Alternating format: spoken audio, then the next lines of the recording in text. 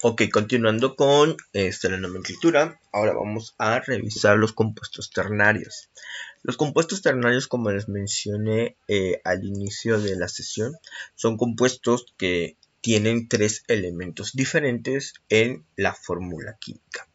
Entre ellos vamos a encontrar los hidróxidos, los oxoácidos o las oxisales o sales ternarias. Vamos a comenzar con los compuestos ternarios conocidos como hidróxidos o bases. Los hidróxidos se forman a partir de los óxidos metálicos más una molécula de agua. La fórmula general para reconocer estos tipos de compuestos es identificar al elemento metálico y entre paréntesis que lo puede llevar o no el radical OH. Como recuerden que el radical OH procede de la formación o de la molécula del agua. Recuerden que habíamos hablado de que la representación de la molécula nosotros podemos encontrar al radical hidróneo o al ion hidróneo unido al radical OH, ¿sí? Donde los corchetes me indican la concentración de iones hidróneo y la concentración de radicales OH. El agua, como ustedes ya saben, es una molécula o es un compuesto que tiene como pH neutro, es decir, igual a 7, por tanto me indica que la concentración de iones hidróneo va a ser igual a las concentraciones de OH. Cuando un elemento o un óxido metálico se combina con este tipo de molécula, el hidrógeno se separa del radical OH, dejando solo el radical oxidrilo que se puede unir al elemento metálico. Como les acabo de comentar,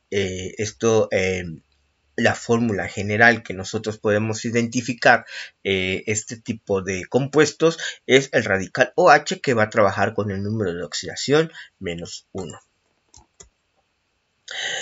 Igual, para nombrar a estos tipos de compuestos es exactamente igual que si estuviéramos nombrando a los óxidos metálicos, con la comparación que vamos a desplazar o quitar la palabra óxido y la vamos a reemplazar por la palabra hidróxido. Igual lo vamos a nombrar de tres formas diferentes: en nomenclatura en stock, en nomenclatura sistemática y en nomenclatura tradicional. La que nos vamos a enfocar ahora va a ser en la nomenclatura tradicional. Recuerden que los elementos metálicos pueden tener pueden contar con un número de oxidación o pueden contar con dos números de oxidación. Si el elemento metálico cuenta con un número de oxidación, su terminación va a ser ico. Si el elemento metálico cuenta con dos números de oxidación, uno va a ser mayor y el otro menor. Si ese número de oxidación que vamos a trabajar es mayor, su terminación va a ser ico. Si vamos a trabajar con el número de oxidación menor, su terminación va a ser oso. Para ejemplificarlo, vamos a utilizar los mismos elementos que empleamos como si fuéramos a formar el óxido metálico. En este caso ya vamos a emplear el OH, que es característico para formar los hidróxidos o bases. Bueno, vamos a realizar la formulación, ¿sí? Nosotros vamos a tomar un elemento metálico, en este caso el sodio, que cuenta con un número de oxidación que es +1, ¿sí? Que es +1, y que ese +1 lo vamos a poner como subíndice o número de oxidación del sodio. El OH, como lo vimos en los slides pasados, su número de oxidación es -1, ¿sí? ¿Por qué? Porque se separa un hidrógeno de la molécula del agua. Por tanto, su número de oxidación siempre del radical OH va a ser -1. Ok, cuando nosotros vayamos a colocar la fórmula de un compuesto de hidróxido, primero tenemos que colocar el elemento metálico y el radical OH, que vamos a poner como índices. Igual como trabajamos con los óxidos metálicos, los números de oxidación se cruzan. Entonces tomamos el número de oxidación del sodio, que va a pasar como subíndice del radical oxidrilo, y lo colocamos como subíndice, y el número de oxidación del radical oxidrilo va a pasar como subíndice del sodio. Como los números son los números de los subíndices son 1, estos se pueden omitir, por tanto los paréntesis también desaparecerían. Entonces quedaría como Na, la fórmula final, NaOH.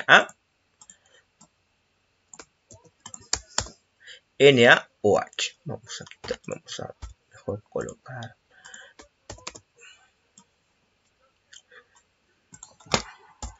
NaOH. Quitamos los paréntesis y esta sería la fórmula final. ¿Cómo lo vamos a nombrar? Nada más lo vamos a nombrar de la forma tradicional. Ok, ¿cómo quedaría en la forma tradicional? Con la fórmula tradicional dice que nosotros tenemos que tenemos que indicar la palabra hidróxido, ocupar la raíz etimológica y ocupar los sufijos ico, si tiene nada más un número de oxidación. Si tuviera dos números de oxidación, ico para la mayor y oso para la menor. En este caso vamos a seguir esta ruta. ¿Por qué? Porque contiene nada más un número de oxidación. Entonces vamos a nombrarlo.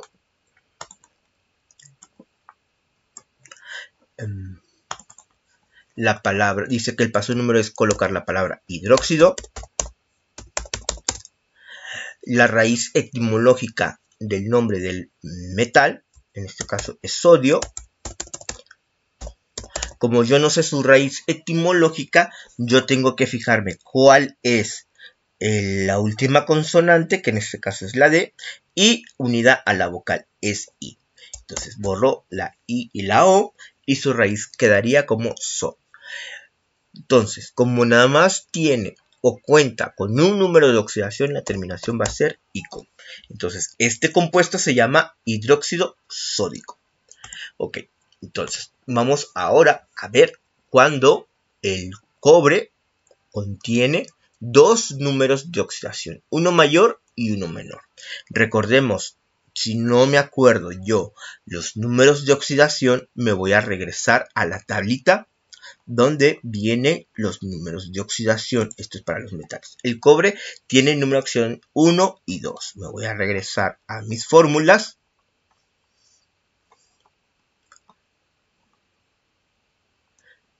Esto. Ok, entonces tengo que escribir, como tiene dos números de oxidación, que es 1, que es la menor, y tiene números de oxidación 2, que es la mayor, ¿sí? Por tanto voy a obtener dos fórmulas. Entonces vamos con el cobre, ¿sí? El cobre, cuando va a trabajar con números de oxidación de más 2, y cuando va a trabajar con el número de oxidación más 1. En este caso, recuerden que estamos trabajando los hidróxidos. Aquí me falta agregar el H y un paréntesis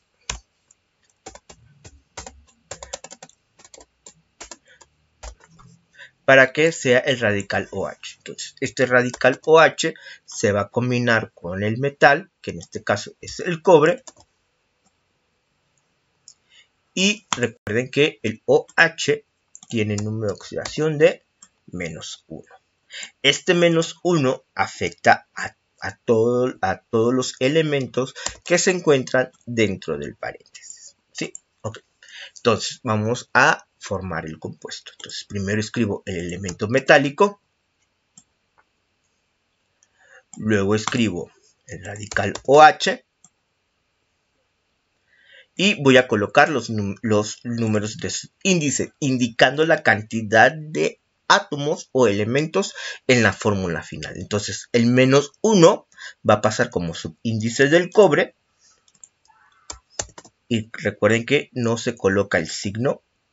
Y el más 2 va a pasar como subíndice del radical OH. ¿Sí? Entonces, como el 1 no se escribe, ¿sí? se pone como imaginario, la fórmula final sería CuOH2. Vamos a formar el elemento de abajo, la fórmula de elemento de abajo. Entonces, escribo primero el cobre, Cu, el radical OH, ¿sí? Paso los subíndices, que son los números de oxidación cruzados, y quedaría 1, 1. Y recuerden, quitamos los unos porque por convención no se escriben. Y también quitamos los paréntesis, ¿sí?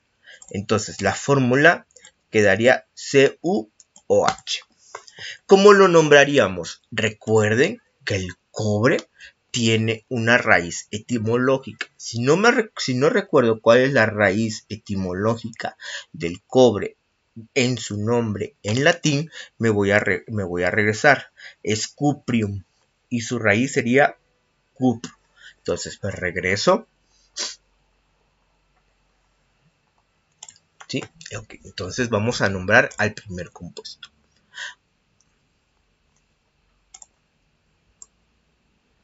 Entonces, como lo vamos a nombrar en la forma de raíz con la forma tradicional, recuerden que empleamos la raíz etimológica y empleamos con la terminación ico para la mayor y oso para la menor. Entonces, este sería hidróxido, la raíz etimológica del cobre, y la terminación o ico, ¿por qué? Porque el número de oxidación mayor, ¿sí? Entonces es la terminación ico. Entonces este elemento se llamaría hidróxido cúprico. El nombre del compuesto de abajo, que trabaja con la valencia de A+1, que sería el número de oxidación menor, quedaría hidróxido, la raíz, paso número 2, la raíz etimológica y la terminación oso. Entonces, este se llamaría hidróxido cuproso. Muy bien, entonces continuamos con las oxisales.